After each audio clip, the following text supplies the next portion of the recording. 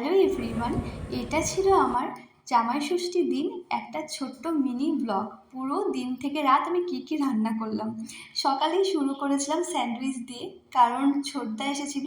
ছোটদা আমার হাতে স্যান্ডউইচ খায়নি। তোমরা এই স্যান্ডউইচটা আগে দেখেছো, আমি রেসিপি দিয়েছি, বানিয়ে নিও। তারপর খাওয়ার পর চলে গেলাম মেন কোর্সে, অর্থাৎ লাঞ্চের জন্য। দেখো, আমাদের এটা প্রথম জামাই ষষ্ঠী ছিল, সবারই একটা ইমোশন কাজ করে। আমাদেরও খুব ইচ্ছা ছিল যাওয়ার, কিন্তু আমাদের যাওয়া হয়নি। আর ওদিকে আমার মায়ের ভীষণ মন খারাপ, ভোর থেকে আমাকে ফোন করছে যে কী করছিস, আমি এই মন্দির থেকে এলাম। তখন ভাবলাম যে ওদিকে মায়ের মন খারাপ, এদিকে এনার মন খারাপ, তাই ভাবলাম যে আমার মুখার্জিবাবু যা যা খেতে ভালোবাসে একটু রান্না করা যাক। তাই নানারকম ভাজাভুজো করেছিলাম, আর তার সঙ্গে বানিয়েছিলাম দই কাতলা। ওর আমার হাতে দই কাতলা খুব প্রিয়। ও তো আমাকে বলে এটা ভোজবাড়ির মতোই লাগে।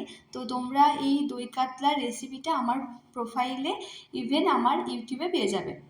ভীষণ ভালো খেতে হয়, ভীষণ সহজ। তোমরা দেখলে উপকরণগুলো তোমরা কিন্তু বুঝতে পারছো, বাট যারা বুঝতে পারছো না, একবার আমার ইউটিউবে বা ফেসবুকেও পেয়ে যাবে। আর একটা মশলা আমি বানিয়ে রেখে দিই, এটা এই দই মাছ বা বাটার চিকেন বা বাটার পনির বানানোর জন্য, বাড়িতে বানানো মশলা। আর আমি এদিকে আলু ভেজেছিলাম, বেগুন ভেজেছিলাম, পটল ভেজেছিলাম। আর এখানে শুভদীপ দা আবার অনেক কিছু খায় না, আলু পোস্ত খাবেন না, লাউ খান না, পটল খান না, তাই কি বানাবো। তাই আমি ভাবলাম যা বানাবো সবাই যেন খেতে পারে। আর এই শাক ভেজে নিয়েছিলাম, এই শাকটাও ভীষণ ভালো হয়েছিল। সবাই ওটাই বলছিল যে শাকটা দিয়ে ভাতটা পুরো হয়ে গেছিলো খাওয়া।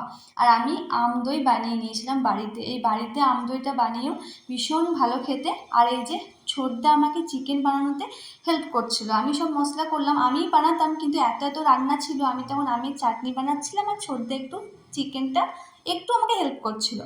তো সবাই মিলে, আর ভেবেছিলাম যে আজকে চিকেন নয় মটন বানাবো, কিন্তু আমরা 3 দিন আগেই খেয়েছি। আর সত্যি কথা বলতে গেলে আমাদের মানে অতটাও নয় যে আমাকে জামাই ষষ্ঠী বলে আমাকে মটনই খেতে হবে। হ্যাঁ, ও যদি শ্বশুরবাড়ি যেত তাহলে অবশ্যই সেটাই হতো, কিন্তু আমি এখানে যা পেরেছি সেটাই আমি রান্না করেছি। তো ও ভীষণ খুশি হয়েছে। এখানে ছিল ভাজা ভুজো, শাক, স্যালাড, দই মাছ, চিকেন, মাছের মাথা। আমি চেয়েছিলাম সবাই যেন খেতে পারে। অনেক অনেক রান্না করে তো লাভ নেই, কারণ আমরা অনেক রান্না খেতে পারি না, সেটা সাজানোর জন্য ঠিক আছে। এইভাবে আমাদের জামাই ষষ্ঠীর দিন দুপুরটা শেষ হলো। এবার রাত্রিবেলায় বানিয়ে ফেললাম বাটার চিকেন, ঘুগনি আর রুটি। আর তার সঙ্গে মিষ্টি তো ছিলই। তো আমরা সকলে মিলে রাত্রিবেলায় খাওয়া দাওয়া করেছিলাম, কারণ আমরা ভেবেছিলাম জামাই ষষ্ঠীর দিন সবাই মিলে আনন্দ করব।